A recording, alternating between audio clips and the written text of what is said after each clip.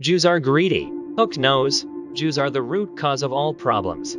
Prejudice against Jewish people is undeniably widespread. Racial prejudice could even be interpreted as an inherent human instinct, given the widespread tendency to perceive and marginalize minority groups that differ from the majority, which is a phenomenon observed globally. The significance of anti-Semitism lies in its strong connection to world history, and one of the historical events we must not forget is indeed the tragedy of the Holocaust. So, today's video aims to explore matters concerning Jews, encompassing both truths and misconceptions about them.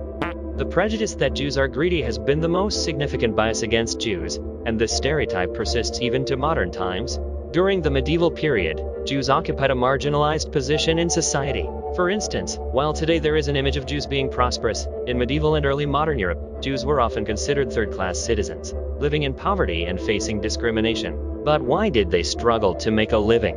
The answer lies in the exclusion they faced within the Christian-dominated feudal system of the Middle Ages. Jews were relegated to the lowest rungs of society due to this hierarchical structure. They were prohibited from owning land and were barred from professions such as farming or military service. This left them with limited options for making a livelihood. In this context, one of the few professions open to Jews was money lending. Interestingly, lending money was considered morally questionable by Christians due to various interpretations of religious texts, including the Bible. While Judaism also had similar prohibitions, for Jews, engaging in money lending was often a matter of survival. They resorted to occupations like money lending and pawnbroking, which were crucial for their economic sustenance. Therefore, by the 12th century, Jews had become the primary practitioners of money lending, as Christians were largely averse to it. However, around the 13th century, during the later stages of the Crusades, Christians began to enter the field of money lending, and consequently challenged the long-standing Jewish monopoly in this sector. As the influence of Christians in the field grew, the regulations imposed by the church became more relaxed, allowing them to participate more extensively. This transformation sparked intensified competition within the money lending realm, gradually positioning Christians in a more advantageous stance compared to Jews. This shift in dynamics was a result of their relative societal standing. This alteration in the landscape of money lending eventually reshaped its demographic landscape.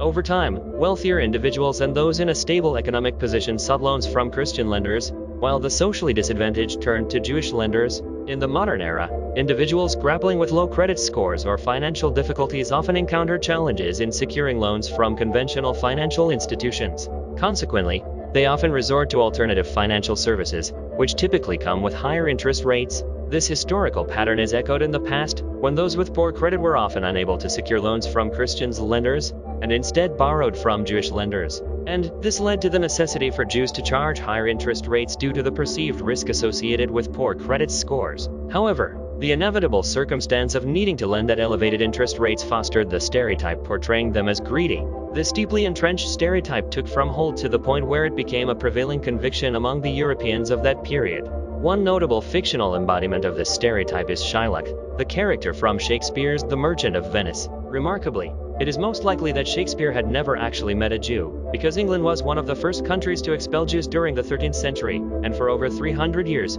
Jews were prohibited from setting foot in England. So, the depiction of Shylock by Shakespeare during his active years, which coincided with that time, underscores the profound and widespread nature of anti-Semitic attitudes, deeply rooted in European society during that period. The prejudice that Jewish people have hook noses was also deeply ingrained. When you think of a Jewish merchant in Venice, the character Shylock was often portrayed with a hook nose. Indeed, caricatures of Jewish individuals have often exaggerated their aggressive traits, particularly emphasizing their noses, with the hook nose being a significant characteristic.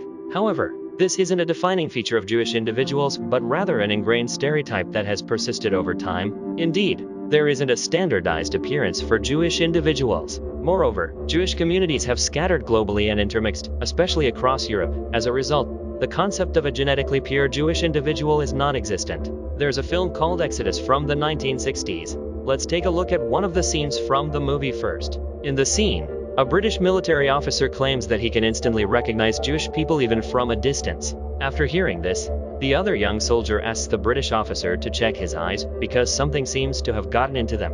The British officer then approaches the soldier closely to examine his eyes. An interesting twist in the scene is that the young soldier, whom the British officer examines, is actually Jewish. However, even though the British officer is face to face with him, he fails to recognize that the soldier is Jewish. This scene in the movie highlights the prevailing stereotypes about Jewish people among Europeans at that time, and how illogical and wrong those beliefs were. Are Jews the root cause of all problems? Recent news reports blaming social unrest, economic downturns, and refugee crises in Europe on Jews have led to an increase in hate crimes against them. However, this pattern of history repeating itself is not new. Indeed, the Jewish community has often been scapegoated as the source of all troubles throughout history. Jews faced persecution due to some religious issues, particularly during the medieval era, but as they transitioned into the modern era, their circumstances improved, though only to a certain extent. Around the early 19th century, Jews began to play a more active role in Europe compared to earlier times. Nevertheless, as the mid to late 19th century approached, the situation took a sharp turn for the worse. While religious factors had significantly fueled anti-Semitism previously, the reasons behind it became far more intricate.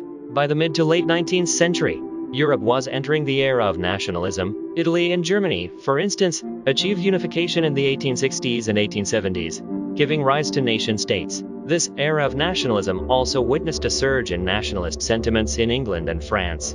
Nationalism frequently revolves around notions of heritage and territory, and in regions with pronounced nationalism, exclusionary sentiments toward other groups tended to intensify. As a result, anti-Semitic sentiments gained momentum across various European countries, including Germany. This hostile environment prompted many Jews to seek refuge in the United States. During this period, Jews often became scapegoats for a wide array of problems, including the assassination of Alexander II.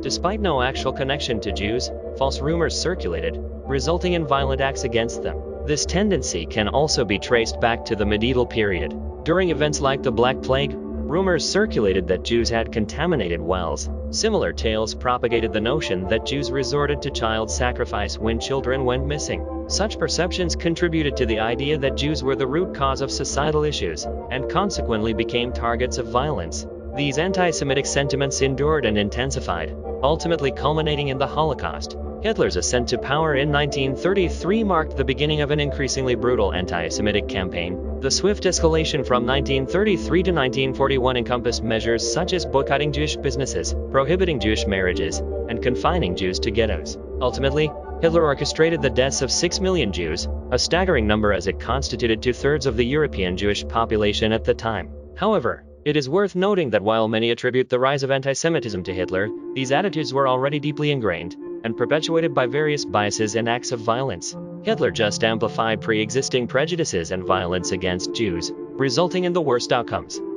Today, I've delved into prejudices regarding Jewish people. The valuable insights I've gained from these facts likely underscore the realization of how unfounded and at times dreadfully consequential our beliefs can be. While beliefs hold significance in our lives, I also recognize the importance of consistently evaluating them objectively and impartially.